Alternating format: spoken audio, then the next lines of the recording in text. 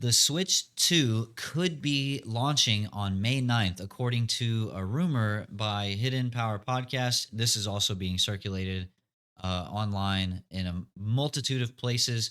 This is possibly due to a leak from a German retailer, Media Market slash Saturn. And then we also need to talk about the screen technology, the OLED. The lack of an OLED screen for the Switch 2 at launch is a hot topic right now and something that I think bears discussing. So do me a favor and hit that like button, comment, subscribe, bell notifications so you don't miss out on all the latest Switch 2 news. Again, we have the Switch 2 Direct coming up on April 2nd. So I do want to cover a couple of things here. So again, over here on X, Hidden Power Podcast, he's reporting this rumor for May 9th launch time. But I also want to go over this screen text. So for those who are, a little miffed or upset about the Switch 2 not launching with an OLED screen, I just want to kind of hopefully reiterate what a lot of other YouTubers are already talking about with this as far as the tech goes. So, the Switch 1 is what, 7, 8 years old now, but the tech inside it is actually a little bit older than that. So you're talking 10, maybe 11 years old. I know that Tegra chip that the Switch 1 has is like well older than the actual system itself. But the screen, I don't want you to be too concerned about the screen because LCD tech of today is much better and much more advanced than LCD tech from 10 years ago. Now, do I have all the specs to break down and put on the glasses and like tell you why? No, of course not. But it kind of goes without being said that technology in general will, get more refined and more polished and just kind of better overall as time goes on. That's true of all electronics as they build new ones and iterate on things. So, but there's also things that the Switch 2 is going to have where it pertains to the screen and the display and what you're actually seeing on screen that I think is important to mention too that the Switch 1 did not have. So you have the 120 hertz screen, and this is still not 100% confirmed, but this information is being circulated in mass. So it seems very highly likely that this is what it's going to be. But again, take it with a grain of salt, I suppose. And we're going to find out here in less than 10 days.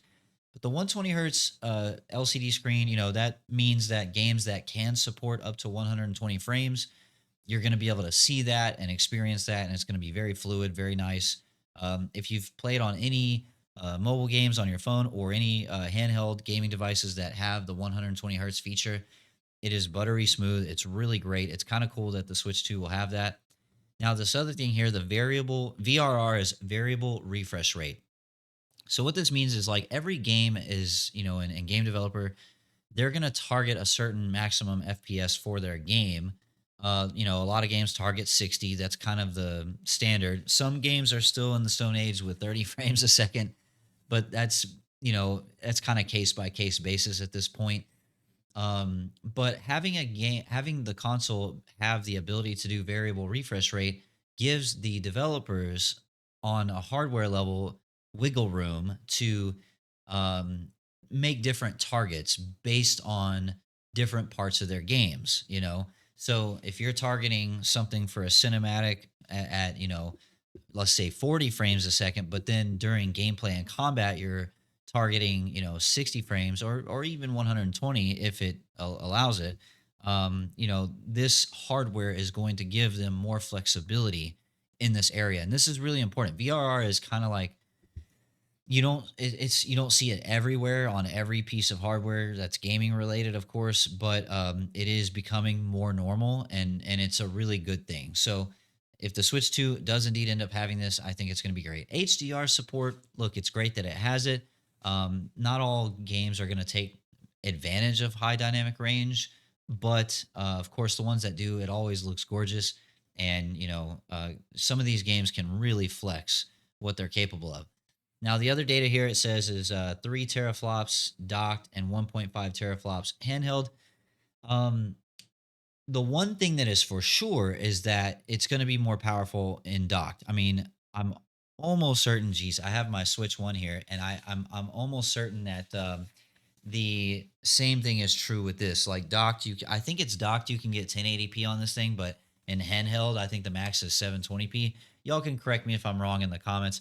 I haven't dusted this thing off in a few months. I'm a little bit behind on playing some of my titles, but as gamers, we have backlogs. What else is new, right? So, so whether it's 3 teraflops docked and 1.5 teraflops handheld, that's remains to be seen. But I am seeing this all over the internet being reported, and I feel like this is probably true or pretty close. And if so, hey, I don't know about you guys, but if I'm being completely honest, I don't play my Switch in handheld very often. I'm actually one of those players who plays it docked more often than handheld. I'm not sure that's the case for most people. I think most people play it in handheld. And again, to each their own on that. That's not a judgment. That's just a thing that where if this has more power docked, I'm personally looking forward to taking advantage of that part of it. But yeah, now getting back to the rumor of the launch. So I don't remember when the Switch One was announced versus when it launched, but if this thing is getting its official direct on April 2nd, a May launch, it wouldn't really surprise me a whole lot. I think that I don't think they would want to wait until like September, October. I think given when they're revealing, they're not going to want to wait too long. Oh, and if you've been following my previous video on the price prediction, which I think it's going to be 399, most people think it's going to be 399. There are some analysts who are saying 499 because of the upgraded tech. I say 399 because they're for two reasons. One, Nintendo wants to get as many of these units in as many homes as they possibly can. And to back that theory up, as was reported in my last video, Nintendo is allegedly sitting on 6 to 8 million units ready to go for launch day. Now, to give you some contrast, the Switch One sold about 1.5 million units or something like that. One to 2 million units when they launched the Switch One in what was it, 2017? And that's not a small number. That's an insane number. But if it is true, based on what's being reported out there, that the Switch 2 that they're sitting on 6 to 8 million units, you better believe they're going to be competitive on price. That's why I'm sticking to my 399 prediction. I really think that's going to be what it is. And again, if this rumor about May 9th is to be believed, it kind of makes sense. Like they're not going to sit here and sit with 6 to 8 million units allegedly and then just wait till like August to September or August, September, October to offload all this stuff. No, May in early May, which is roughly a month after this Switch 2 Direct. I think what's going to happen is the Switch 2 Direct's going to happen. Pre-orders are going to go live right when it's done, right when that presentation's done, and we're off to the races, man. It's time for Switch 2. So that's pretty much it for today. I just wanted to let you guys know what I saw on the internet about this May 9th Switch 2 launch date, potentially, and then just kind of, hopefully, calm your worries about it not having an OLED. I think this 120 hertz LCD with VRR and all this stuff, I think it's going to be a beautiful display. Of course, we'll see when we get there, and I'll be able to compare it. This is a Switch OLED, so I'll be able to day one, once the Switch 2 comes in, I can definitely compare and contrast and see, how much better this OLED from 2020 is with the new Switch 2 screen. So, with that, that's pretty much it for today's video. So, do me a favor, like, comment, subscribe, bell notifications so you don't miss out on future content. We're going to be covering a whole lot of stuff, and we're almost to 500 subs on YouTube. So we're aiming for 1,000. We want to get past that initial monetization barrier. We're making some headway this year. We're going to be doing a lot of content, not just on Nintendo stuff, but very variety stuff. And then if you want to catch my live streams, I'm live on Rumble, Kick, and Xenon, which is an upcoming platform, every weekday from 9 p.m. to 1 a.m. Eastern time. So if you want to hit me up on Rumble or Kick, I'm not currently doing my live streams on YouTube. I haven't quite figured out the algorithm versus your live VODs versus regular videos, and I really don't want to screw that up. So maybe y'all can let me know in the comments how I can like work that out because I definitely want to reach more people. But again, thank you guys so much for the support.